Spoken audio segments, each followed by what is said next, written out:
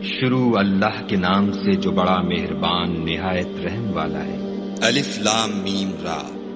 اے محمد صلی اللہ علیہ وآلہ وسلم، یہ کتاب الہی کی آیتیں ہیں اور جو تمہارے پروردگار کی طرف سے تم پر نازل ہوا ہے حق ہے، لیکن اکثر لوگ ایمان نہیں لاتے۔ خدا وہی تو ہے جس نے ستونوں کے بغیر آسمان جیسا کہ تم دیکھتے ہو اتنے اونچے بنائے، پھر عرش پر جا ٹھہرا اور سورج اور چاند کو کام میں لگا دیا، ہر ایک میعاد معین تک گردش کر رہا ہے۔ وہی دنیا کے کاموں کا انتظام کرتا ہے۔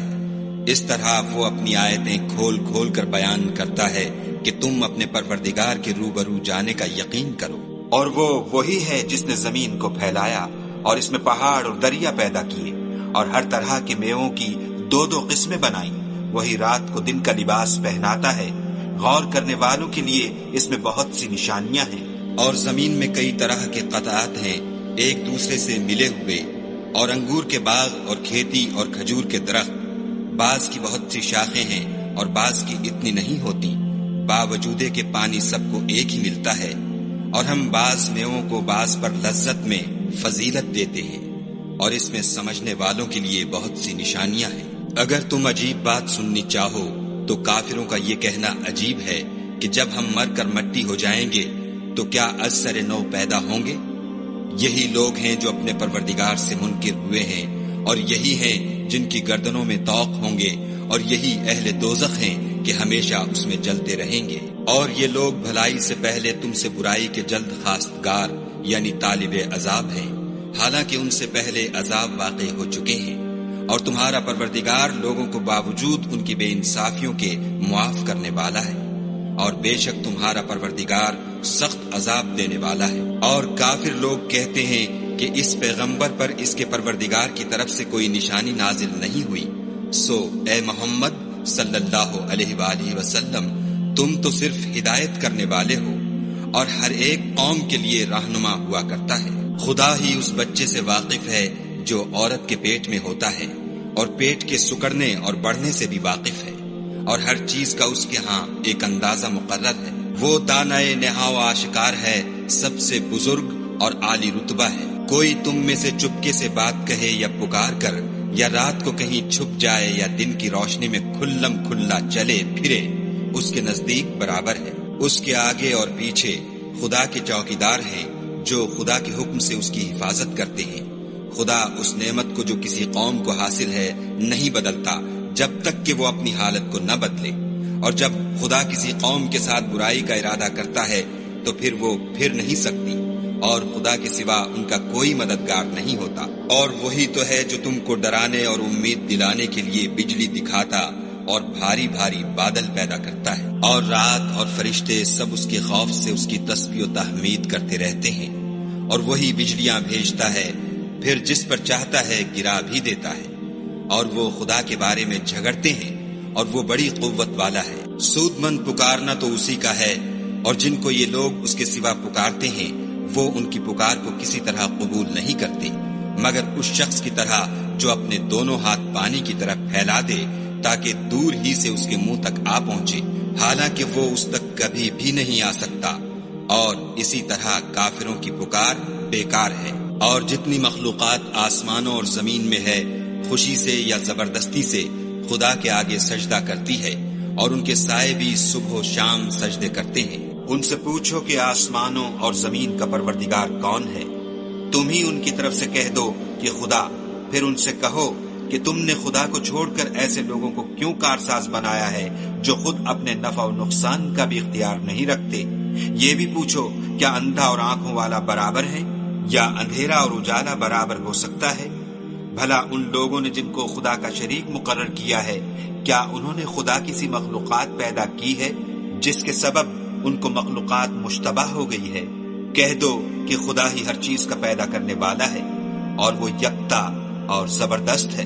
اسی نے آسمان سے میں برسایا، پھر اس سے اپنے اپنے اندازے کے مطابق نالے بہ نکلے، پھر نالے پر پھولا ہوا جھاگ آ گیا، اور جس چیز کو زیور یا کوئی اور سامان بنانے کے لیے آگ میں تپاتے ہیں اس میں بھی ایسا ہی جھاگ ہوتا ہے۔ اس طرح خدا حق اور باطل کی مثال بیان فرماتا ہے۔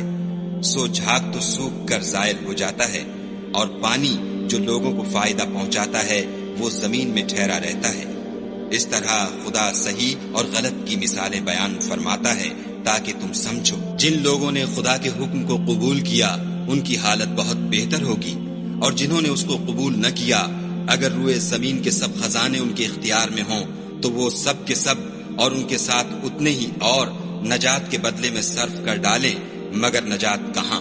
ایسے لوگوں کا حساب بھی برا ہوگا اور ان کا ٹھکانہ بھی دوزخ ہے، اور وہ بری جگہ ہے۔ بھلا جو شخص یہ جانتا ہے کہ جو کچھ تمہارے پروردگار کی طرف سے تم پر نازل ہوا ہے حق ہے، وہ اس شخص کی طرح ہے جو اندھا ہے، اور سمجھتے تو وہی ہیں جو عقل مند ہیں، جو خدا کے عہد کو پورا کرتے ہیں اور اقرار کو نہیں توڑتے، اور جن رشتہ قرابت کے جوڑے رکھنے کا خدا نے حکم دیا ان کو جوڑے رکھتے اور اپنے پروردگار سے ڈرتے رہتے اور برے حساب سے خوف رکھتے ہیں، اور جو پروردگار کی خوشنودی حاصل کرنے کے لیے مصائب پر صبر کرتے ہیں اور نماز پڑھتے ہیں، اور جو مال ہم نے ان کو دیا ہے اس میں سے پوشیدہ اور ظاہر خرچ کرتے ہیں، اور نیکی سے برائی کو دور کرتے ہیں، یہی لوگ ہیں جن کے لیے عاقبت کا گھر ہے، یعنی ہمیشہ رہنے کے باغات جن میں وہ داخل ہوں گے، اور ان کے باپ دادا اور بیویوں اور اولاد میں سے جو نیکوکار ہوں گے وہ بھی بہشت میں جائیں گے،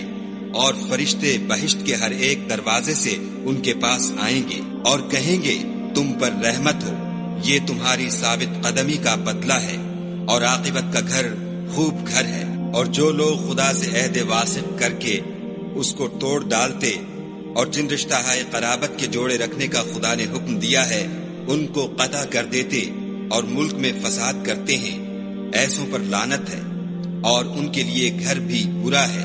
خدا جس کا چاہتا ہے رزق فراخ کر دیتا ہے اور جس کا چاہتا ہے تنگ کر دیتا ہے، اور کافر لوگ دنیا کی زندگی پر خوش ہو رہے ہیں، اور دنیا کی زندگی آخرت کے مقابلے میں بہت تھوڑا فائدہ ہے۔ اور کافر کہتے ہیں کہ اس پیغمبر پر اس کے پروردگار کی طرف سے کوئی نشانی کیوں نازل نہیں ہوئی؟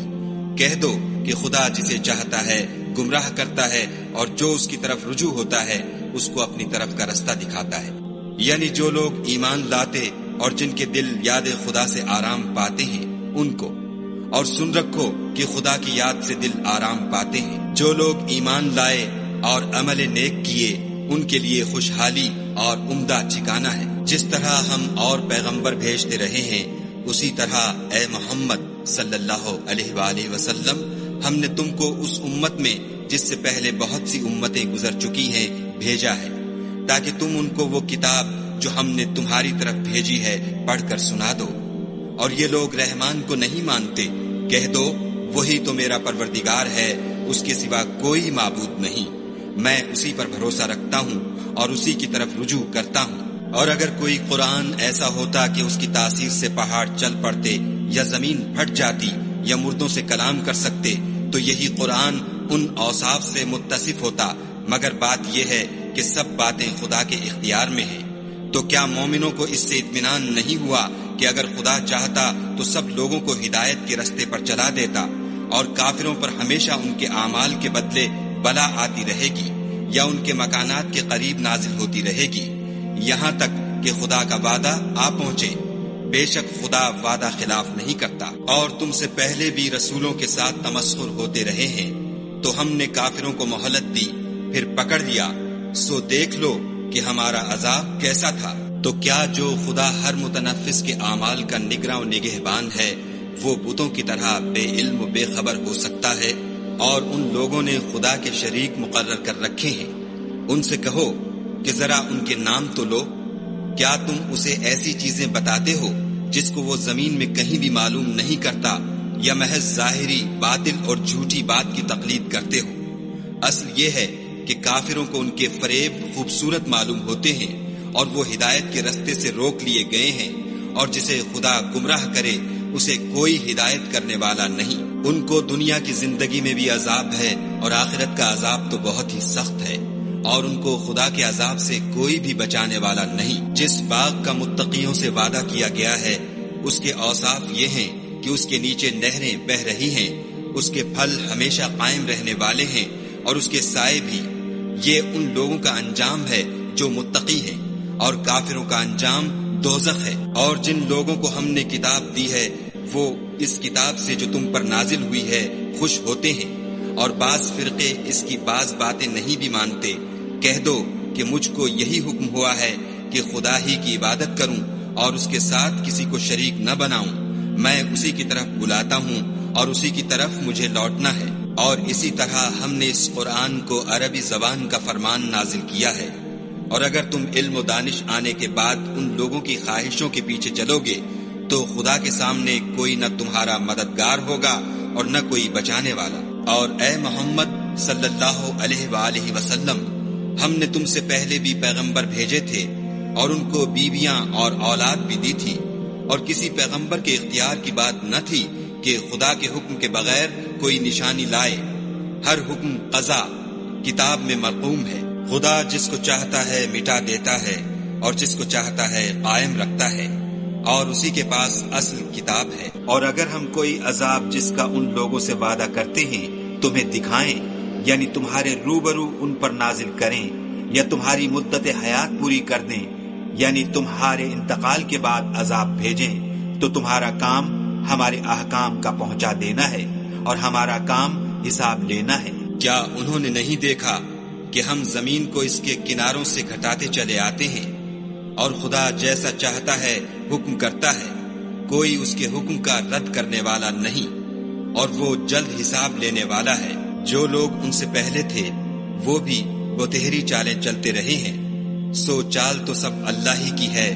ہر متنفس جو کچھ کر رہا ہے وہ اسے جانتا ہے، اور کافر جلد معلوم کریں گے کہ عاقبت کا گھر یعنی انجام محمود کس کے لیے ہے۔ اور کافر لوگ کہتے ہیں کہ تم خدا کے رسول نہیں ہو۔ کہہ دو کہ میرے اور تمہارے درمیان خدا اور وہ شخص جس کے پاس کتاب آسمانی کا علم ہے گواہ کافی ہیں۔